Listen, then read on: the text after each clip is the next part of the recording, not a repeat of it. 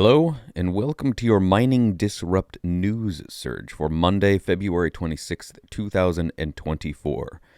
Just a quick reminder, everything you see here, at least from me, is from an education and entertainment standpoint. You should do your own due diligence, figure out whatever it is that you want to do with your money. This is not financial advice. I am not smart enough to give you financial advice. I certainly don't have the credentials to do that.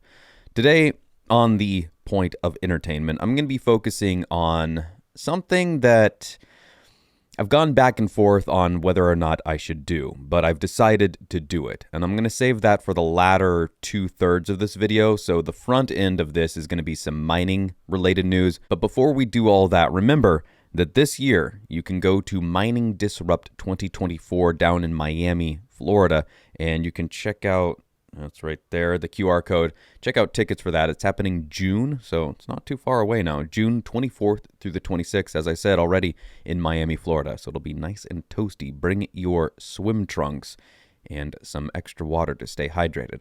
All right, let's jump into the numbers here and see where things are at. Every day we get a little bit closer to the halving. We are 7,979 blocks away as of my recording this on Sunday. The exchange rate right now is $51,718 per Bitcoin, and that means that if you spend $1, you will get yourself 1,934 sats. The fees right now are really low, really low. Anytime fee is down to 2 sats per VByte, which is just bargain basement deals right there. Priority is only 15, so really good time to consolidate your UTXOs if you're looking to do that.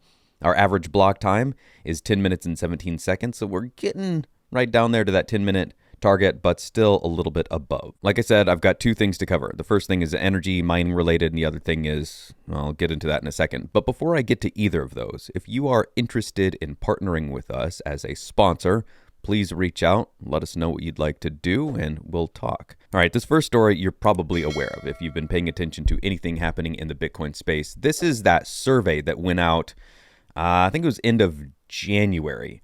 And the survey more or less asked miners to divulge how much energy they were using. Well, if you know anything about Bitcoiners are not the kind of people just like, well, I guess so. The government said we should do it. Yeah, let's do it. All right. Well, they said to do it. No.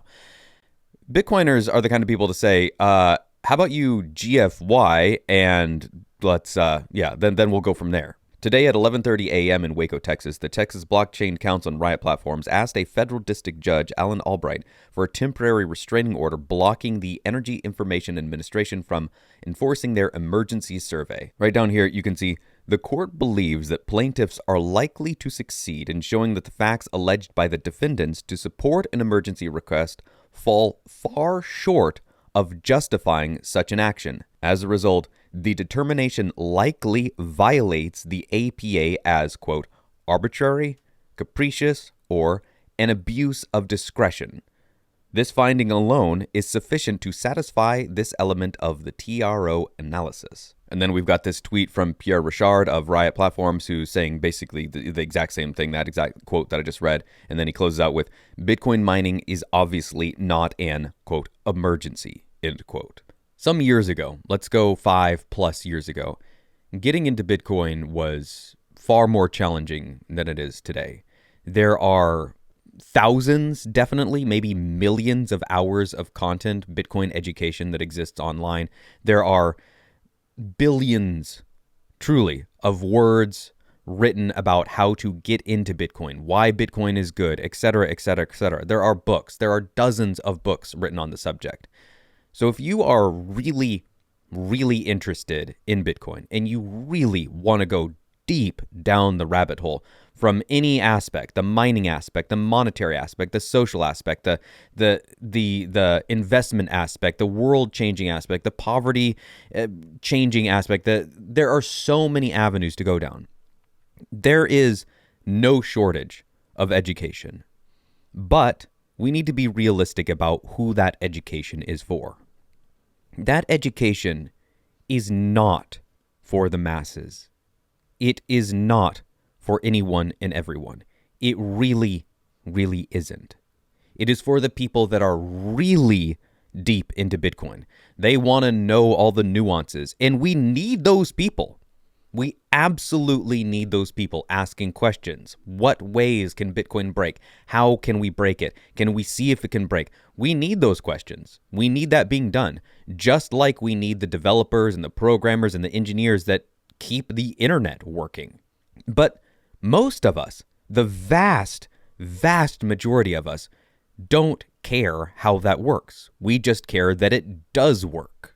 The reason I'm talking about all this is because there is an individual, BritishHODL, who seems to understand this line of thinking, from what I can tell. With his 30,000 plus subscribers, his main focus is getting people educated about why Bitcoin is a good thing and why you want to get to one Bitcoin, why you want to have some Bitcoin. BritishHODL understands this. He understands the finality of supply. He understands the scarcity of it. And these days, he's really talking about the ETFs in a big way. Now, why is that? Here's a tweet that he put out on the 16th of February. It says, how to buy Bitcoin for a boomer/Gen X main holders of capital before ETF. 1. Submit all your IDs at exchanges that no one has heard of, no one trusts, and keep blowing up every 2 years and costing people their life savings. 2. Wait 5 days for account approval. 3. Wire money to a company that you've never heard of and wait for the money to be eventually credited. 4. Wade through all the poop coin offerings and trading encouragement and find Bitcoin. 5. Buy Bitcoin. 6. Panic about security and set up two-factor authentication and be told your two-factor authentication method sucks and set it up again. 7. Go to YouTube and learn about exchanges that could suddenly go bankrupt and panic learn about cold wallets. 8. Understand nothing and be overwhelmed by everything you are learning and wonder why it can't just be easy. 9. Order your cold wallet and wait 2 weeks for delivery. 10. Plan where in the hell to store your words and deal with the reality of losing your entire portfolio by losing 24 words. 11. After setting all of that up and security, now you got to worry about typing every single letter and the address correctly into the exchange, although you could just copy and paste it, but whatever. And then hit send and just wait, knowing if you mess up a single letter, you lose your money. 12. It arrives, and now you have to panic about protecting it from a loss such as a mugging or fire or any other ways you could lose 24 words. And then he moves on to how to buy Bitcoin after the ETFs. 1. Open broker account that you've used for decades with a name you trust. Type in ibit/FBTC, whatever, etc. And click buy. The reason I'm mentioning this is because there was a podcast. It's a well-known podcast that came out recently. It's this one right here, What Bitcoin Did, where they had Shinobi on. And this is a perfect example of what I'm talking about on the other side of things. I listened to this podcast twice through, and I think I agree with Shinobi on some of his points, but there's certain other areas where I don't agree with. And there's a couple points where Peter asks him, well, hang on, won't all of this just get abstracted away? And Peter says exactly what I think most people want. He just wants it to work. This is why I'm saying that the education around Bitcoin needs to change. It needs to start appealing to the masses. And ETFs are about as simple of a way as somebody can get to Bitcoin. I say all of this, and I mentioned the Shinobi podcast because he starts out the podcast right at the very beginning by saying, if you're not attacking Bitcoin, do you even care about Bitcoin?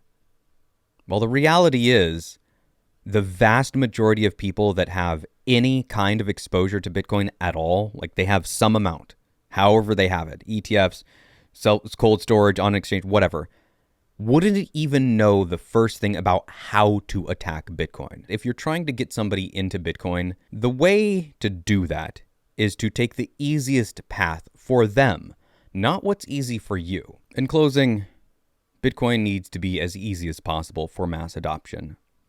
And so we should be applauding people that make Bitcoin easy.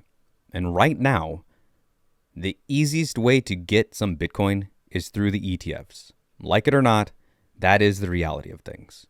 And I think that we should, at the very least, consider embracing that approach as opposed to getting upset when somebody says, hey, that might be a good way to get exposure. So, if you're looking to get some exposure to Bitcoin, meaning you want to get some Bitcoin and you don't have any, and all the methods that you've seen up until the ETFs came online were really difficult, well, now you can get some ETFs and thus get some Bitcoin. See you next week.